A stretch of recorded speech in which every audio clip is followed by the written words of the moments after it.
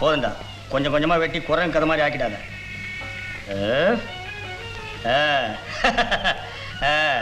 இப்ப வீட்டுக்கு போனா என் பொண்டாட்டி அலர்வா.